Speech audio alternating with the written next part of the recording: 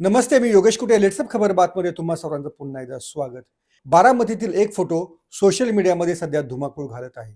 हा फोटो इतका महत्त्वाचा आहे की भविष्यातील राजकारणाची अनेक बीजं या फोटोमध्ये दडलेली आहेत. हा फोटो आहे राष्ट्रवादी काँग्रेस शरद पवार पक्षाचे अध्यक्ष शरद पवार, त्यांचे दोन नातू म्हणजे रोहित पवार आणि पार्थ पवार, या तिघांचा एकत्रित असा फोटो. आणि या फोटोचे अर्थ अनेक जण लावत आहेत. हा फोटो समयसूचकता दाखवणारा आहे. हा फोटो पवार कुटुंब एकत्र आलेला आहे. हा फोटो नातवांना राजकीय मार्गदर्शन करणारे आजोबा असं म्हणून पाहिला जात आहे. या फोटोचं महत्त्व असं आहे की अनेकांना असं वाटत आहे की या फोटोमध्ये दिसणारी या तिघांची बॉडी लँग्वेज, तिघांच्याही एकमेकांबद्दलचा जिव्हाळा जर पाहिला तर भविष्यातलं राजकारण पवार कुटुंबाचं एकीच्या बाजूनं एका दिशेनं जाऊ शकतं असं देखील अनेकांना वाटत आहे. प्रसंगही तसाच होता. उपमुख्यमंत्री अजित पवार यांच्या निधनाला 10 दिवस झाल्यानंतर सहयोग या अजित पवारांच्या बंगल्यावरतीच ही सगळी पवार कुटुंबातली मंडळी एकत्रित जमलेली होती. अनेक लोक मोठ्या संख्येने त्यांना भेटत होते, अजितदादांना आदरांजली वाहत होते, पवार कुटुंबाबद्दल सहवेदना प्रस्तुत करत होते.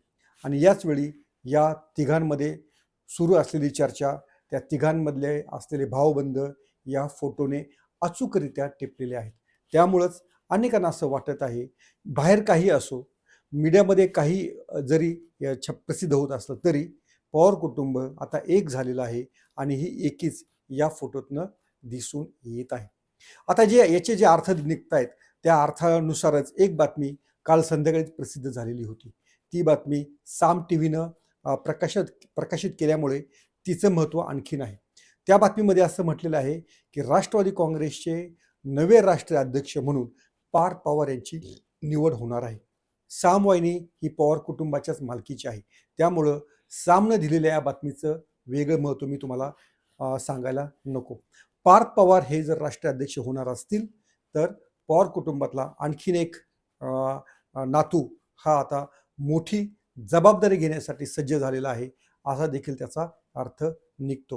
पण खरोखरीच पार्थ पवार हे जबाबदारी सांभाळू शकतील का? पार्थ पवार हे राष्ट्रीय अध्यक्ष झाल्यानंतर त्यांच्या पक्षामधले, त्यांच्या कुटुंबामधली समीकरणं काही बदलतील का? याचा मला थोडासा आढावा या निमित्तानं तुमच्या पुढे मांडायचा आहे.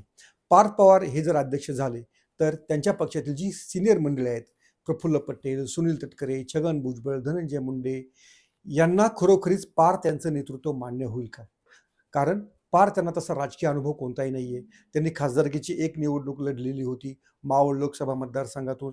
त्या मतदारसंघात ते पराभूत झालेले होते. असं असतानाही अशा इतक्या मोठ्या पक्षाचा कारभार, जो पक्ष आज भाजपबरोबर सत्तेमध्ये आहे, महाराष्ट्रामध्ये या पक्षाची पाळंमुळं अनेक जिल्ह्यांमध्ये खोल रुजली गेलेली आहेत. अनेक नेत्यांचे करिअर या पक्षावर अवलंबून आहेत. त्यामुळं पार्थ पवार यांच्याकडे असा कोणता गुण आहे की ही सिनियर मंडळी सगळी त्यांचं नेतृत्व सहजपणे स्वीकारतील? पार्थ यांच्याकडे देखील वक्तृत्व आहे का? पार्थ यांच्याकडे संघटन कौशल्य आहे का? पार्थ यांनी अशी कोणती निवडणूक जिंकून दाखवलेली आहे की ज्याच्यामुळं पार्थ यांचा स्वीकार करणं या सगळ्या आमदारांना, काही खासदारांना, नेते मंडळींना सहज होणार आहे? मला वाटतं पार्थ यांना देखील याबाबत पुनर्विचार करावा लागेल. कारण पक्षामधल्या सर्व ज्येष्ठ नेत्यांना सोबत ठेवूनच हा सगळा पक्ष पुढे चालवावा लागेल. हे झालं त्यांच्या खुद्द राष्ट्रवादी काँग्रेस अजित पवार यांच्याच पक्षामधल्या मंडळींचं एक काय अँगल असू शकतो तो मी मांडलेला आहे. पण खरोखरीच पार्थ पवार जर अध्यक्ष झाले तर मग विलिनीकरण झाल्यानंतर सुप्रिया सुळे, रोहित पवार यांची भूमिका काय असणार? जर विलिनीकरण व्हायचं असेल तर स्वाभाविकच राष्ट्रवादी काँग्रेस शरद पवार पक्षामधल्या अनेक मंडळींना अनेक चांगल्या जागा द्याव्या लागतील. म्हणजे जर उपमुख्यमंत्रीपद हे सुनेत्रा पवार यांच्याकडे आलं असेल तर साहजिकच या विलिनीकरण केलेल्या पक्षाचं राष्ट्रीय अध्यक्षपद हे सुप्रिया सुळे यांच्याकडे जाईल असं बोललं जात आहे. त्यामुळं पार्थ पवार आणि सुनेत्रा पवार या दोघे मायलेकरांकडेच जर अशी महत्त्वाची पदे गेल्यानंतर पवार फॅमिलीमधल्या इतर नेत्यांची, इतर सदस्यांची या सगळ्या नेतृत्वांच्या यादीमध्ये कोठे त्यांची गणना होणार या प्रश्नाचं उत्तर देखील पार्थ यांना पुढच्या काळामध्ये द्यावं लागेल. पार्थ यांच्यासाठी आणखीन अडचण एक महत्त्वाची अशी आहे की त्यांच्यावरती मुंडवा येथील जमीन गैरव्यवहाराचा घोटाळ्याचं बालंट आहे.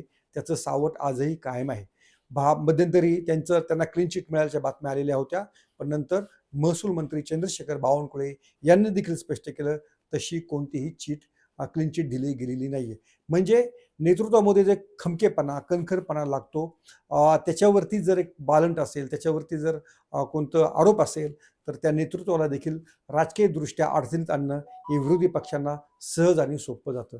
मग राष्ट्रीय नेतृत्वालाच जर असं अडचणीत आणण्याची वेळ येणार असेल, तर मला वाटतं पार त्यांना देखील त्याचा विचार करावा लागेल.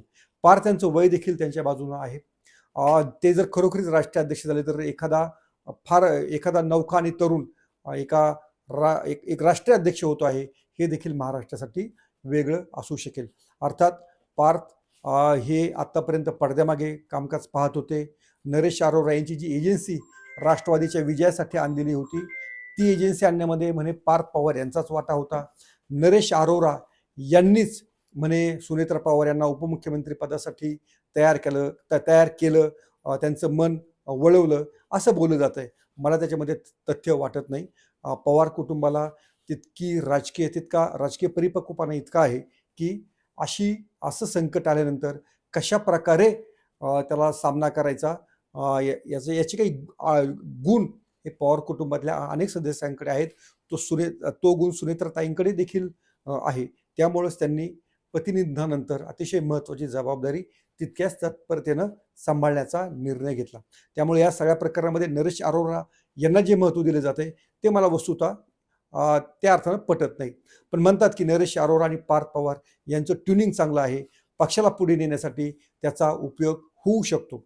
एक तरुणांना आकर्षित करण्यासाठी देखील पार्थ यांच्या नेतृत्वाचा पक्षाला उपयोग होऊ शकेल असं देखील बोललं जातं. पण मला असं दिसून येत आहे की पार्थ यांचं असं पॅराशूट टाईप नेतृत्व पक्षाच्या कार्यकर्त्यांवर, नेत्यांवर लादणं हे जरा थोडंसं त्यांच्यासाठी देखील आणि पक्षासाठी देखील अडचणीचं बनवू शकेल.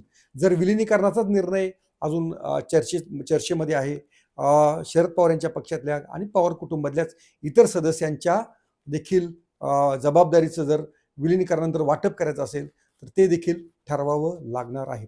त्यामुळं एकूणच हा जरी फोटो सोशल मीडियामध्ये व्हायरल होत असला, त्याच्यातनं राजकीय काही आडाखे जरी बांधले जात असतील, तरी त्याबाबत अजूनही स्पष्टता आलेली नाही. आता खुद्द रोहित पवार यांनी या साऱ्या विलिनीकरणाबाबत, अजित पवार यांच्या अपघाती निधनाबाबत आपण स्वतः मुंबईमध्ये 12 तारखेला बोलणार असल्याचं जाहीर केलेलं आहे.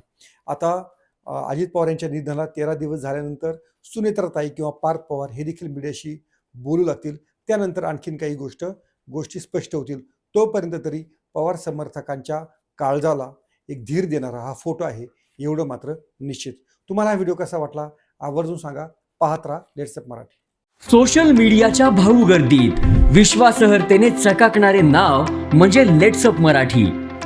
सगळ्या नागरिकांना ती स्पीच लेट्स अप वरील मुलाखती म्हणजे विचारांचा खजिना. त्यानंतरच्या निवडणुकीमध्ये मला सोडून गेले. बातम्या केवळ वस्तुस्थिती सांगणाऱ्या, न प्रोपगंडा, फक्त जनतेचा अजेंडा. क्योंकि आने वाला कल जाने वाला है, जाने वाला कल आने वाला है. राजकारण, मनोरंजन असो की क्रीडा क्षेत्र, महाराष्ट्राची स्पंदने संवेदनशीलतेने टिपणारे माध्यम म्हणजे लेट्स अप मराठी. जगासोबत एक पाऊल पुढे राहण्यासाठी लेट्स अपचे ॲप, सोशल मीडिया आणि वेबसाईट सोबत कनेक्टेड रहा.